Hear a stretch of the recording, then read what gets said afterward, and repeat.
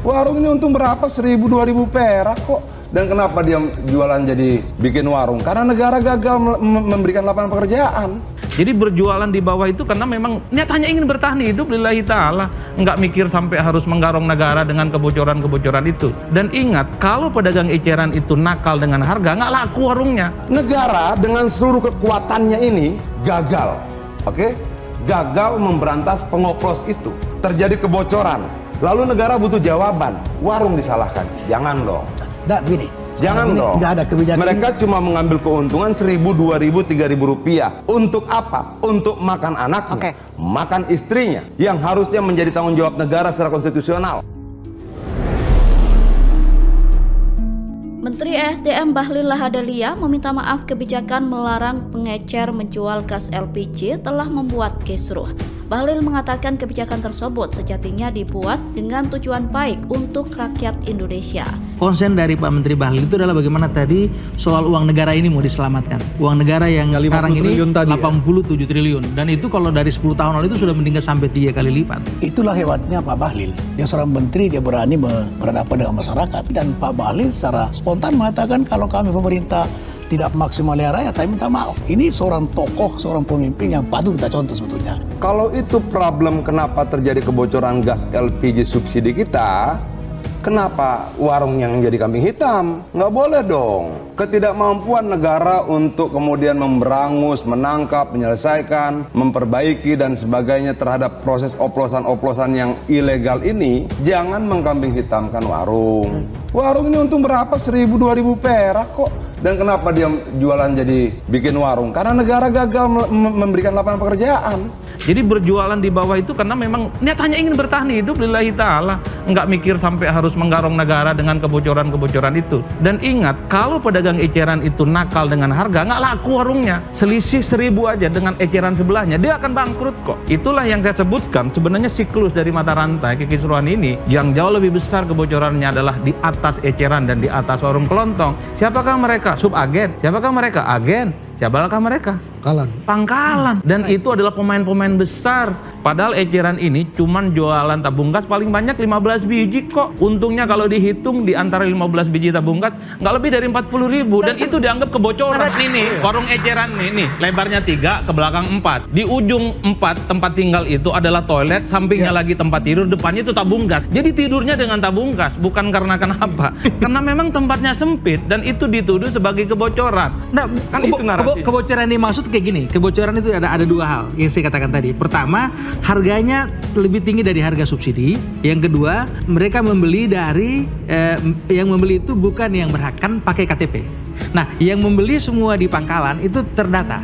Nah, pangkalan itu menurut saya perlu dideteksi. Setelah pangkalan baru agen. Kan di situ yang sebenarnya sangat mungkin terjadi kebocoran-kebocoran. Kalaupun toh di bawah ada margin, setiap tabung gas misalnya untungnya 4 atau 5.000, ini kebocoran buat rakyat 4.000 kok, dipersoalkan kok. Nah, yang di pangkalan-pangkalan itu yang mestinya diinvestigasi. Saya setuju tuh bahwa ini sebenarnya faktor komunikasi dan sosialisasi, bukan pada substansi. Kebijakannya Pak Menteri sangat bagus sebetulnya. Ini dalam rangka mencapai 2 hal. Yang pertama, subsidi untuk LPG itu kan kurang lebih 80 triliun. Ingin dipastikan bahwa subsidi ini tidak terjadi kebocoran yang jatuh kepada pihak yang tidak berhak. Secara substansi problem gas LPG dan kebocorannya, kalau tidak salah 30% dari 7,2 juta metrik ton itu tidak terjadi di warung, tidak terjadi di pangkalan, tidak terjadi di agen, terjadi karena ada pengoplosan. Pengoplosan itulah yang belanja kemana-mana dioplos dijadikan tabung gas 12 kilo yang non-subsidi. Keuntungannya besar. Nah, masalahnya adalah ketidakmampuan negara untuk kemudian memberangus, menangkap, menyelesaikan, memperbaiki dan sebagainya terhadap proses oplosan-oplosan yang ilegal ini. Jangan mengkambing hitamkan warung. Ya, maksud tadi oplosan itu di mana? Kenapa? Oplosan itu ada di mana? Di banyak tempat. Bukan. Dong. Maksud saya di dalam sisi distribusi di pangkalan kah, di agen kah, atau di atasnya? Loh, tidak ada. Ini mesti dijelaskan ke masyarakat. Abang, maaf ya. Dia terpisah. Ya. Oplosan ini bukan agen, bukan pangkalan, bukan warung. Oke. Oplosan ini sendiri. Dia beli di pangkalan, dia beli di warung. Kenapa? Aturannya memang 10% itu bisa diecer. 90% end user. 10% bisa diecer. Nah, mereka belanja. Justru itu pengajian negara hadir untuk mengontrol itu. Loh, bukan agar loh. supaya subsidi ini tepat sasaran. Yang harusnya digerebek oplosannya. Pengoplos.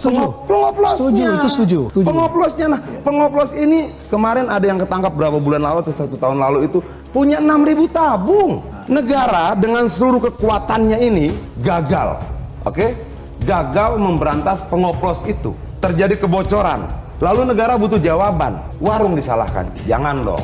Nah, begini. Jangan dong. Nggak ada kebijakan. Mereka cuma mengambil keuntungan 1.000, 2.000, 3.000 rupiah. Untuk apa? Untuk makan anaknya, makan istrinya, yang harusnya menjadi tanggung jawab negara secara konstitusional. Tidak, bukan. Jadi gini, apa yang dimaksud Bang ini itu adalah fakta. Nah, sekarang persoalannya adalah bagaimana menata ini sistem listrik agar tidak terjadi oplosan. Sekarang Pertamina hanya mampu mengontrol dengan sistem sampai Pangkalan. Dia tidak mampu mengontrol Pangkalan sudah itu. Nah, sekarang kejadian oplosan dari mana? Dari Pangkalan ngambil terus tadi baru dioplos. Nah, ini yang sekarang mau dikontrol di negara agar supaya tidak terjadi oplosan, subsidi bisa kepada yang menerima manfaat. Kemudian agent ini yang sekarang ini itu bukan dipangkas. Warung-warung itu kalau kita berbicara, maaf ya Bang ya, kalau kita berbicara tentang negara, maka pertanggungjawaban agar tidak terjadi pengoplosan tidak cuma Pertamina, tidak cuma Kementerian SDM, tidak cuma Inspektorat, ada kepolisian di situ, ada kejaksaan di situ, ada TNI bisa ikut membantu memberikan informasi. Bahkan jika dibutuhkan, seluruh PNS bisa diberikan tugas untuk mengawasi itu. Ratusan ribu orang, Bang. Desa kita cuma 70.000 sekian. Ya, bukan salah. Bukan tanggung jawab satu pihak saja. Ada Babin kan Tipmas. Kenapa kemudian pengoplos itu tidak bisa diberantas? Nah, inilah ditata ini, kalau kelola ini supaya bisa diberantas itu. Tidak dong, kalau sistem tidak berjalan, susah. Polisi, kejaksaan bagaimana mau menangkap? Kalau sistemnya nggak berjalan. Pengoplos itu terbuka. Abang datang misalnya ke sebuah daerah, tanya pengoplos gas di mana, tahu. Nggak segampang itu, Bang. Menurut saya tidak semudah itu juga, Bu. Tidak semudah itu. Sudahlah, Bang. Problem Republik ini tidak cuma terhadap LPG subsidi, tidak. Untuk solar subsidi, itu masalah. Ekspor nikel, itu kalau ekspor nikel itu, Bang, segede pulau tuh jalan, dan negara bilang saya tidak lihat, saya tidak tahu. Sudahlah. Negara kita belum sempurna. Negara kita masih berproses untuk menjadi lebih baik. Tapi jangan buruk rupa cermin dibanting. Tapi jangan warung rokok disalahkan. Tapi jangan rakyat kecil di kota. Saya luruskan, tidak ada kebijakan negara sekarang di mana warung dikorbankan. Enggak. Sekarang warung itu bagaimana ditingkatkan, dinaikkan pangkatnya. Itu kan ketika lahir protes, Bang. Kalau kita runut peristiwanya, warung tidak boleh jualan dulu, harus langsung beli ke Pangkalan. Lalu ada ibu meninggal. Kalau saya mau ralat ya penjelasan keluarganya, dia datang, berapa berat 1 tabung LPG? 5 kilo, 3 kilogram. Dia tenteng itu 5 kilogram, jalan kaki 1 kilometer, sampai lokasi dia antri. Setelah sampai gilirannya, disuruh pulang lagi karena tidak bawa KTP. Dia balik lagi bawa nenteng 5 kilo lagi. Hanya untuk ambil KTP. Lalu dia balik lagi ke sana. 1 hari untuk membeli 1 tabung gas itu, dia bolak-balik 4 kilo. Tapi maksud saya, konsen dari Pak Menteri Bahlil itu adalah bagaimana tadi soal uang negara ini mau diselamatkan. Uang negara yang sekarang ini 87 triliun. Dan itu kalau dari 10 tahun lalu itu sudah meningkat sampai 3 kali lipat. Artinya subsidi LPG terus meningkat. Dan mau dipastikan bahwa yang menerima itu adalah mereka yang berhak dan harganya sesuai. Saya dari kemarin sampai tadi malam tuh masih telepon teman-teman di SDM dan Pertamina. Saya tanya, terus siapa sih yang berhak menerima LPG subsidi 3 kg itu? Rakyat miskin. Ukuran miskin yang mana? Yang 19.000 per hari, 391.000 per bulan itu miskin ekstrim, atau yang 591, atau yang UMR? Nggak ada yang bisa jawab. Artinya miskin yang dimaksudkan dalam tabung gas itu abstrak, nggak ada ukurannya. Sekarang peraturan ini kan untuk menata itu, supaya diterima itu adalah penerima manfaat yang seharusnya menerima. Yang sekarang ada oplosan, harga tinggi, harusnya diterima oleh masyarakat 15.000, 20.000, bisa 22.000. Bukan gitu, Bang. Maksudnya gini, kalau kemudian dia tidak ada alat ukur tentang miskin yang mana yang dimaksudkan, maka siapapun bisa mengklaim dirinya miskin. Ketika dia mengklaim dirinya miskin, maka dia berhak atas tabung gas subsidi itu.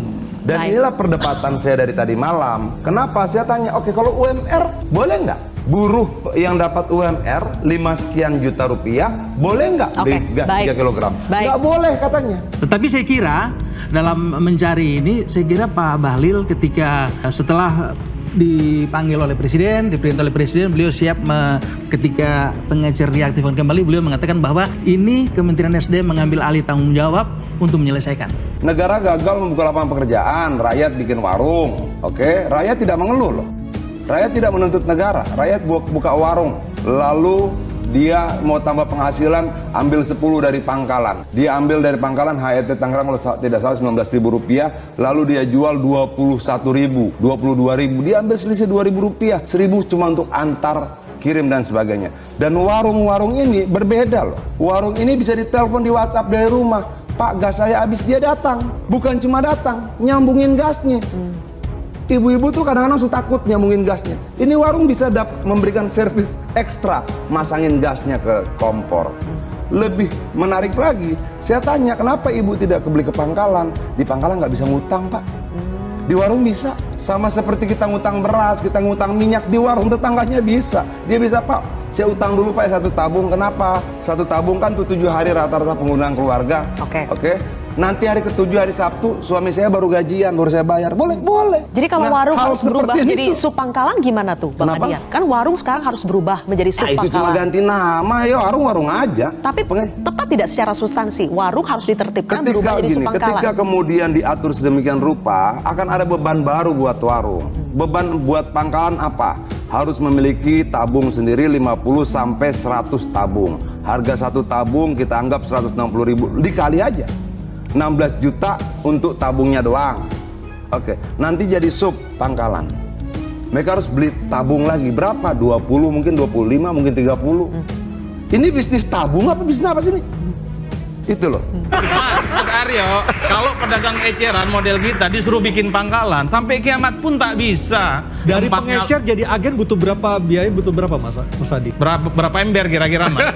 Kalau eceran itu bagi saya agak susah, kecuali ada supplier yang menginjeksi dana yang besar. Tempatnya harus luas, daya tampungnya besar, dan yang paling penting dia butuh modal yang Mas Adi pernah nyoba ya, dari pengecer untuk jadi agen? Nggak sanggup, Mas. Kita ini pedagang biasa, cuma sanggup menjual tabung gas cuma 5 sampai 10 biji. Di luar itu gelap gelita, wallahu alam bishawab. Nggak bisa, nggak sanggup. Apalagi pangkalan ya. Nah, yang pangkalan-pangkalan ini adalah orang-orang yang saya kira punya akses modal dan punya akses secara politik. Itu yang saya kira memang harus dibicarakan dari hati ke hati. Persoalan kekisruhan soal gas dari dulu, BBM dari dulu, ini panjang ceritanya. Tapi bukan pemain utamanya itu adalah orang di bawah. Mereka nggak tahu apa-apa kok. Nah, level atas itulah yang mestinya harus diseriusi. Dan saya kira Kementerian SDM, Pertamina pasti tahu siapa pemain-pemain di pangkalan ini.